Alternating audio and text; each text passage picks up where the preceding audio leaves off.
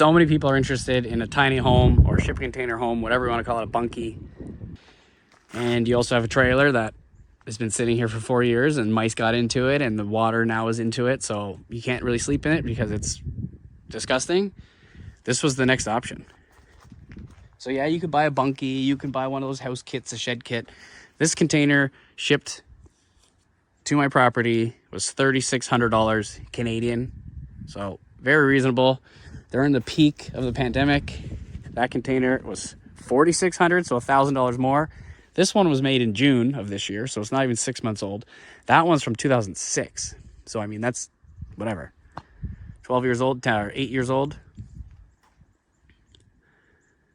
So an alternative, this is $3,600. I had the door. I got the door for free. You look on Marketplace, you look wherever online, you can get doors for cheap or free. Sometimes people are upgrading. They just want to get rid of it. The foam board was about $800. This is all in Canadian. The wood board, the OSB on the front, there's 2 sheets. Well, technically one, I bought 2. That was, I think, $40. And then some spray foam, which was $20. And then the tape, the tuck tape, was $10. So all in, this thing was less than $5,000. And it's watertight, airtight, it's sealed. You don't have to worry about animals getting into it, mice. It's completely everything proof. So for less than $5,000 Canadian, you can add a window and all that. I don't want to because I'm going to probably end up using this container to store things in the future. But for now, that trailer was $6,000 when I bought it. This is $5,000. And I would argue if anyone were to stay here, you would opt to stay in this one, even though this has power, it has heat, AC, everything has lights. This one, we have an extension cord that we just drilled through the hole out in the wall. And I just run the extension cord there. So we do have power, just as a temporary setup. But if you're looking to build a bunkie or tiny house of any kind, I'm telling you, just get a shipping container. And this is super stealth, right? I can close the doors. No one's even going to know that you're sleeping there. Or when you're away, you can just close it up and people just think you've stored some stuff. You don't have to know that, yeah, you're sleeping in there at nighttime. So super effective, cost-efficient way. Again, I don't have a lot of free time, so on weekends I could have bought all the materials.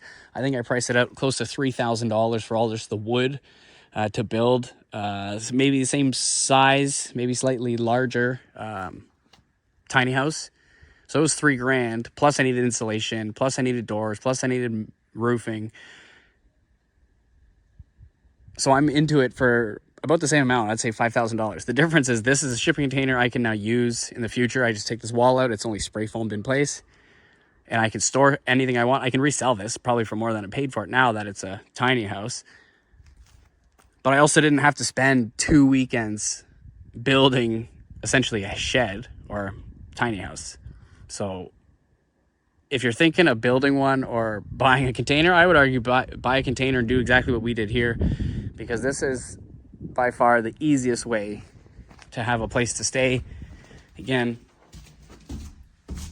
this is perfect. When we stayed here, we had an outdoor rug on the ground. We had an air mattress and another mattress. And because we had power, we just had a little plug-in space heater. And it was warm. It was warm, but we also didn't have this wall insulated because it was after midnight when we were finishing this up because we started too late. And when I woke up, there was huge air gaps around this whole thing. And I could just feel the cold air rushing in.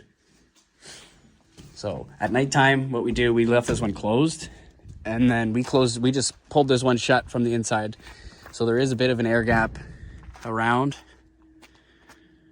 But other than that, it's pretty dark in there. And it was warm enough. Again, that night it went down to -5. So pretty cool. But inside it wasn't bad at all. We just slept with a sleeping bag and obviously pants and a sweater because it was a little bit chilly, but it wasn't terrible.